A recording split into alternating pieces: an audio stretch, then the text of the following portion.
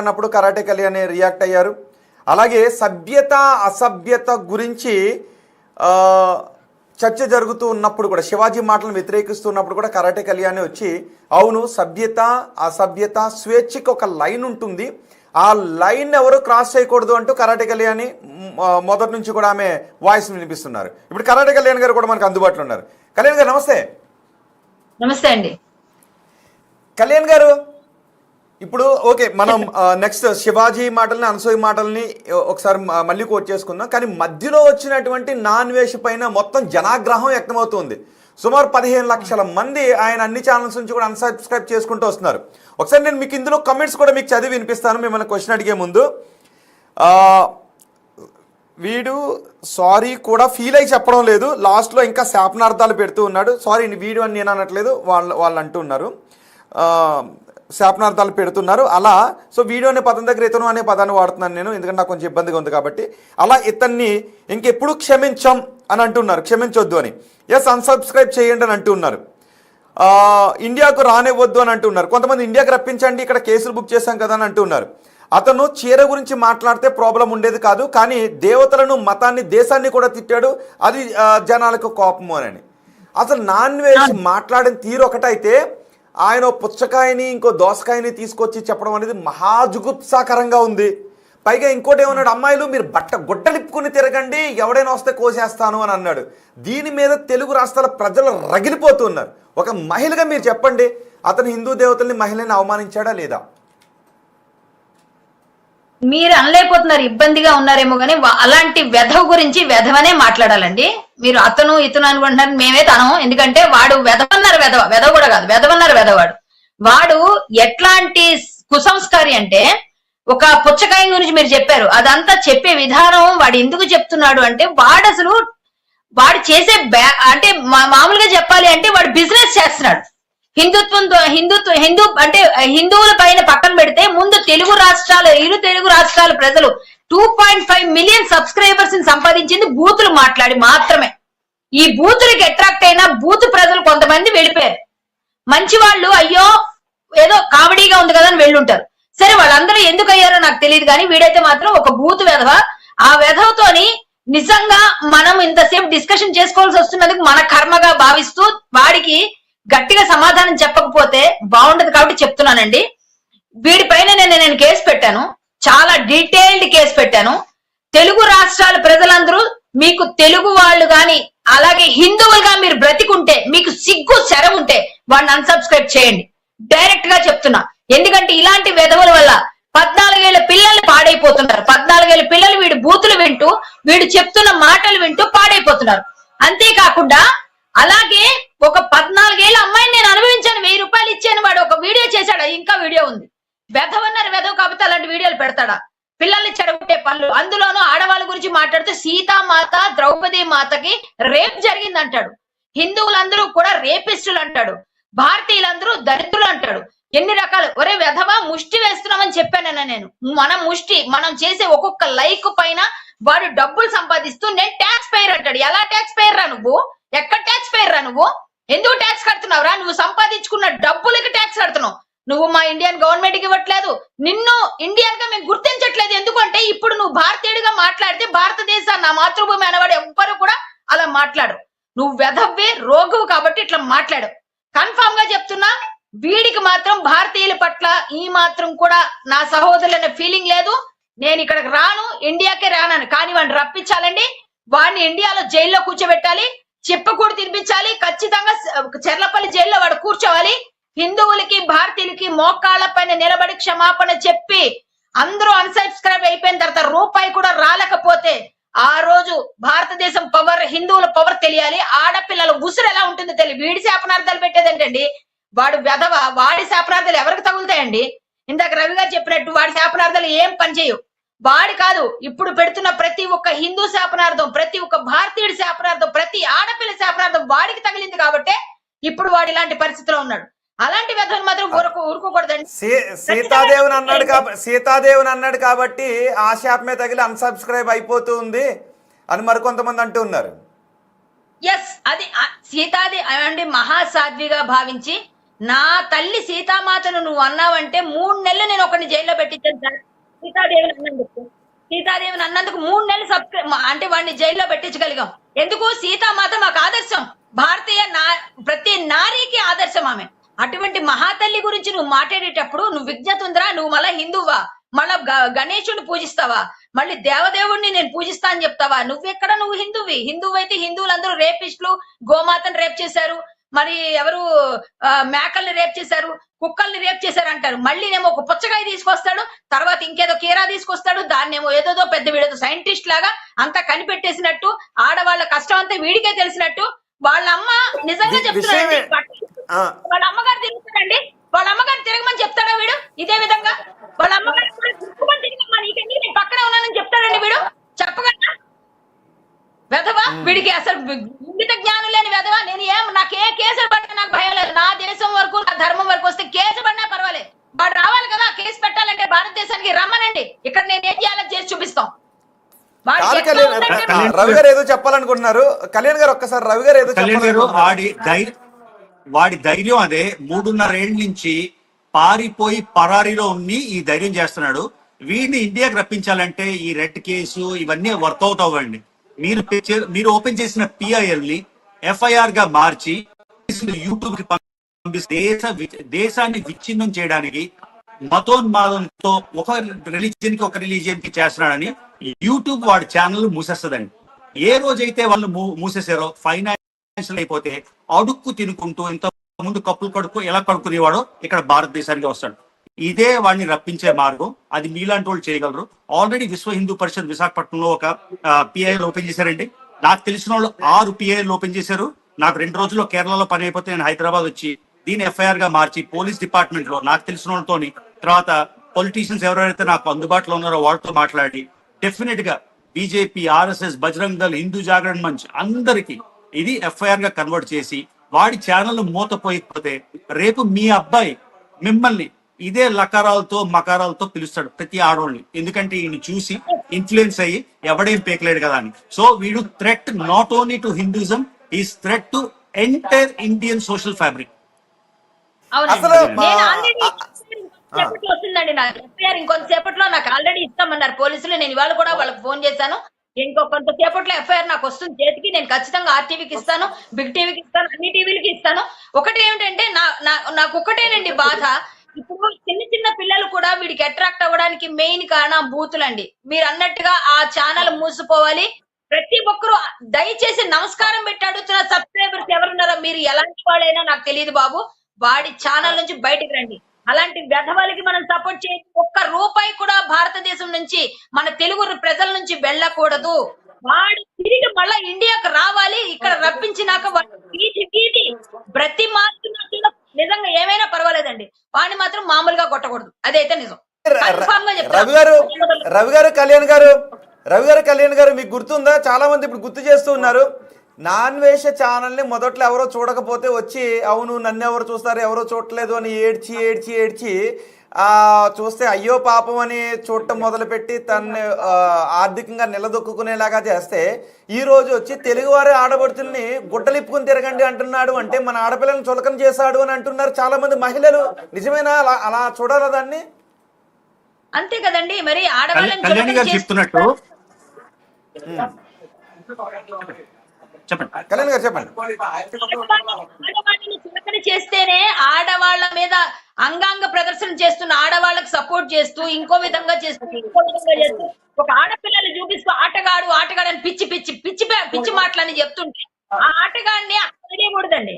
ఆటగాడిని రప్పించాలి ఇండియాకి. ఇక్కడ basket ball, football, cricket ఆడే మంచి ఆటగాళ్ళు ఉన్నారు. వాళ్ళందరినీ బాల్ చేయాలి. అదే నా ఉద్దేశం. నేను క్లియర్ గా చెప్తున్నాను. వీడు ఆడవాళ్ళకు ఏమి మాట్లాడారు. ఎవరి పద్మశ్రీ వచ్చిన గరికపాటి గారు ఓకేనండి, ఆయన ఎగ్జాంపుల్ చెప్పారా, ఇంకొని చెప్పారు. నువ్వు ఎలాంటి మాట్లాడతావయ్యా? ఒక భారత ప్రభుత్వం గుర్తించింది. ఓకే, ఆయన ప్రవచనంలో ఎవరి మీద వేస్తే ఒప్పుకోరు కాబట్టి నా మీదే వేసుకుంటానని ఆయన చెప్పారేమో. అయినా ఒక పెద్ద మనిషికి ఇచ్చే గౌరవం ఇదేనా? శివాజీ గారు ఏమైనా తప్పు మాట్లాడారా? చెప్పారు. 2 మాటలు తప్పు కాబట్టి ఆయన సారీ చెప్పారు. ఇప్పుడు మహిళా కమిషన్ ఎక్కడికి వెళ్ళిపోయింది సార్? ఆయన్ని పిలిపించి 2 మాటలని చెప్పి వెంటనే పిలిపించారు. వీడిని పిలిపించదా మహిళా కమిషన్ పిలిపించమనండి. వీళ్ళ బాధ్యత కూడా కదా, మహిళల గురించే కదా వాడు ఇంత ఘోరంగా మాట్లాడుతాడు. మహిళా కమిషన్ ఇప్పుడు కదా సుప్రీం గారికి తీసుకోవాలి కేసు. అవునండి, నిజమే. మాట అంటే లకారంతో స్టార్ట్ చేస్తాడు. లకారంతో తిట్టే తిట్టు కూడా ఒక మహిళను తిడుతున్నాను అనేది ఎలా మర్చిపోతాడు? లకారంతో తిట్టే తిట్టు ఒక తల్లిని తిడుతున్నాను అనే విషయాన్ని కూడా ఎలా మర్చిపోతాడు? స్త్రీలను సపోర్ట్ చేస్తున్నాను అని చాలా మంది లకారంతో తిడుతుంటుంటాడు తన వీడియోస్లో. వాడికి నోరు తెరిస్తే లకారం తప్ప ఎందుకంటే వాడికి లకారంతోనే పుట్టాడు కాబట్టి, వాడి పుట్టుకతోనే లకారం నేర్చుకొని పుట్టినట్టున్నాడు నాకు తెలిసి. వాళ్ళ మదరు ఇలా పెంచారండి. వాడు క్లియర్ గా చెప్తున్నానండి, వాడు నాకు తెలిసి ముస్లిం మతం హిందూ మతంలో స్త్రీలకి చాలా, మీరు వినే ఉంటారు కదా, చాలా కట్టుబాట్లతో అన్ని కప్పేసుకుంటారట. క్రిస్టియన్ వాళ్ళు అన్ని ఇప్పేసుకుంటారట. అంటే వీడేమైనా మతం మారిపోయాడు, మరి ఏమైనా గొర్రె అయిపోయాడో నాకు తెలియదు. అదైతే మనకు తెలీదు ఏమయ్యాడో. అదైతే మాత్రం ఖచ్చితంగా వాడు మాట్లాడుతున్న మాటల్లో అందరికీ బాధపడే విధంగా ఉంది. ప్రతి ఆడపిల్ల అంటే ఎన్ని మతాల మధ్య చిచ్చు పెడతాడో తెలీదు. మళ్ళీ శివాజీ గారిని బహిరంగంగా చంపేయమని పిలిపిస్తున్నాడు సార్. అది ఎంత పెద్ద థ్రెట్ అండి. శివాజీ గారు రవి గారిని కూడా గతంలో రవి గారి కుటుంబ సభ్యుల్ని కూడా చాలా దారుణంగా మాట్లాడాడు. దానికి ఆయన పాపం ఎంతో మనోవేదన వేదన చెందిన వాళ్ళ కుటుంబ సభ్యులు తిట్టినప్పుడు. అవునా రవి గారు? చాలా అండి. ఎలాగంటే భయపెట్టి వినండి కళ్యాణ్ గారు. విశాఖపట్నంలో మొగలోని నేనా మాట్లాడండి, చెప్పండి రవి గారు. కళ్యాణ్ గారు వింటున్నారు. విశాఖపట్నంలో మొగల్వాని పాలనలో మా అమ్మ నాన్న ఉంటే రిటైర్ అయిపోతే అందరికి ఏం చెప్పాడంటే మా ఇంటి దగ్గరికి వెళ్ళి రాళ్ళు ఇసరమని చెప్పాడు. ఓకే, మా అమ్మ regional joint director of education గా రిటైర్ అయింది. మా నాన్న స్టేట్ బ్యాంక్ లో ఒక సర్వీస్ ఓరియంటెడ్ జాబ్ లో రిటైర్ అయిన వాళ్ళని రాళ్ళతో చేయమన్నాడు. కాకపోతే జనాలకి కొంచెం కామన్ సెన్స్ ఉంది కాబట్టి అలాంటిది ఏది జరగలేదు. నేను కూడా అభ్యర్థిస్తున్నా అందరికి, భీమ్లీలో రాచవలస ఎక్కడో వాళ్ళ అమ్మ ఉంటది, ఆయన పెంచిన వాళ్ళ అమ్మ నాన్న తమ్ముడు అందరూ వెళ్ళి మీరు రాళ్ళు ఇస్తారు, వాళ్ళని నిలదీయండి, వాళ్ళని క్వశ్చన్ అడగండి. ఎలాగా ఒక సీతామాతని ఒక వేరే తల్లుల్ని మీ అబ్బాయి అడుగుతుంటే ఆడు 3.5 ఏళ్ళ నుంచి పరారీలో ఉంటే నువ్వు బయటికి వెళ్ళి వస్తున్నావు, ఆడికి బుద్ధి చెప్పాలని లేదా అని వాడింటికి రాళ్ళు ఇసరొద్దు, టొమాటోలు ఇసరొద్దు, వాళ్ళని నిలదీయండి. ఇంకొక క్వశ్చన్ నాకు అప్పీల్ ఉంది నాది ఇక్కడ. మనం రాళ్ళు ఇసరొద్దు అడగమని చెప్పొద్దు, అంటే రాళ్ళు ఇసరొద్దు అడగమని చెప్పొద్దు. ఒక ఫ్లేవర్ తీసుకెళ్లి వాళ్ళ ఇంట్లో ఇమ్మని చెప్పండి. అమ్మ నువ్వు బాగా పెంచావని సరిపోతుంది. నువ్వు బాగా పెంచావు కొడుకునని చెప్పాలి. ఇంకోటండి, ఇదే ఉత్తరప్రదేశ్ లో ఇదే స్టేట్మెంట్ ఈయన చేసుంటే ఈ పాటికి ఆయన ఇల్లుని లేపేసేవారు యూపీసీఎం. మరి ఆంధ్రప్రదేశ్ లో మరి బ్రాడ్ మైండ్ అనో ఏంటో ఏది అవ్వట్లేదు. ఇల్లును నాశనం చేయకలేదండి, జప్తు చేసి ఆడ అకౌంట్లు సీజ్ చేస్తే ఎందుకు రాడండి? అంటే ఇక్కడ మాట్లాడింది నా ఒక్క తల్లి గురించి కాదు. నా ఒక్క తల్లిని చేసినప్పుడు నేను సఫర్ అయ్యాను, నా భార్యని చాలా ఘోరంగా దోషం చేసినప్పుడు నేను సఫర్ అయ్యాను, బయాస్ అని యాదవ్ వాళ్ళమ్మని చేసినప్పుడు. సార్ మీరు కేసు పెట్టండి ఇమ్మీడియట్ గా, నాకు ఇట్లా చేసాడని మీరు కేసు పెట్టాలి. ఇవన్నీ మీరు చూపించండి. అలాగే సేమ్ మన ఎవరైతే శివాజీ గారు ఉన్నారు వారు కూడా వెళ్ళి నన్ను చంపమని ప్రొవోక్ చేస్తున్నాడని కేసు పెడితే చాలా పెద్ద కేసు అవుతుంది సార్. మేము అందరూ పెట్టే కేసు కన్నా కూడా పెద్ద కేసు అవుతుంది. అది ఎందుకు మరి మీరు ఇద్దరు ఉపేక్షిస్తున్నారు తెలియదు. చేయండి సార్, మేమందరం మీకు సపోర్ట్ మేము వస్తాం. మీ అందరూ నేను ఎక్కడో ఫారెన్ లో ఉంటాను కదండి, అమెరికాలో ఉండలేదు. ఇప్పుడు డెఫినెట్ గా నెక్స్ట్ 1 మంత్ ఇదే పని, వాడి ఛానల్ అయితే మూయించాలి.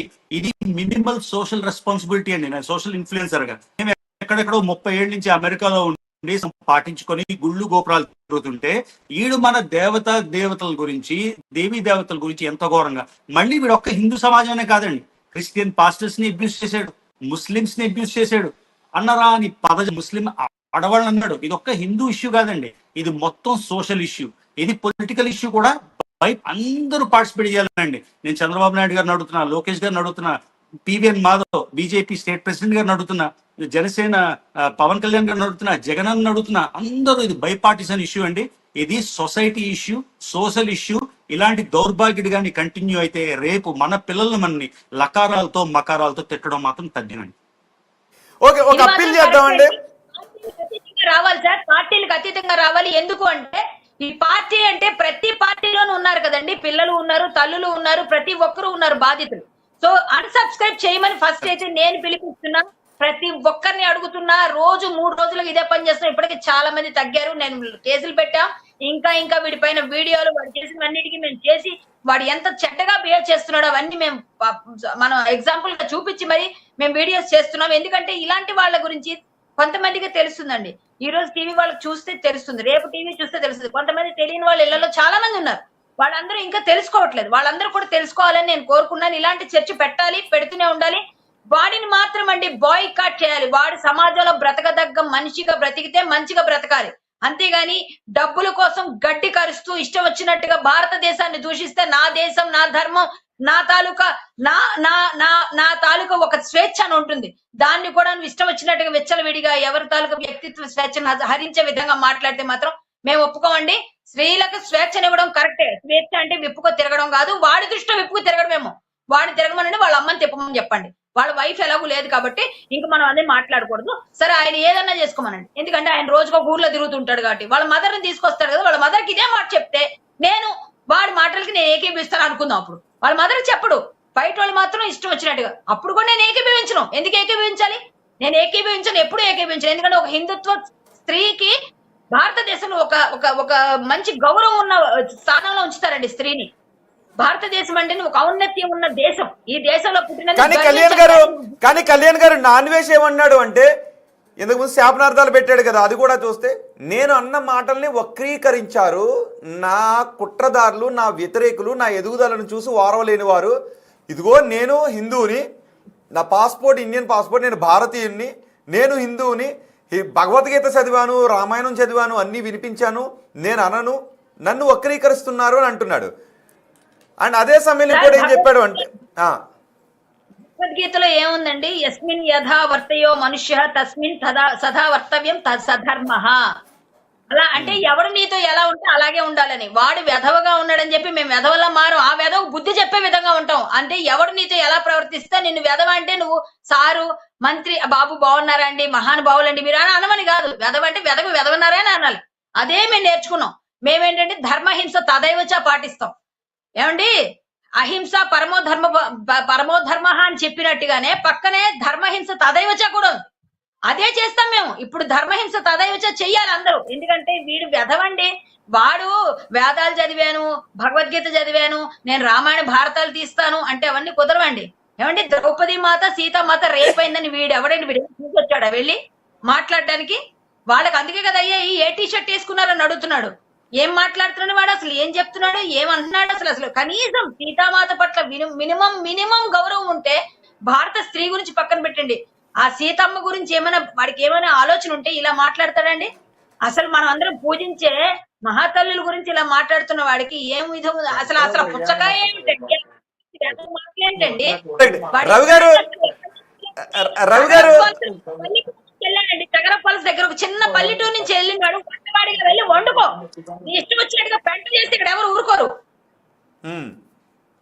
రవి గారు అంటే మహిళల స్వేచ్ఛ గురించి మాట్లాడే క్రమంలో నేను నోరు జారాను క్షమాపణ అని అంటున్నాడు. నిజంగా మహిళల స్వేచ్ఛ గురించి మాట్లాడే క్రమంలో నోరు జారినట్టుగానే అనిపిస్తోందా? అవకాశం లేదు.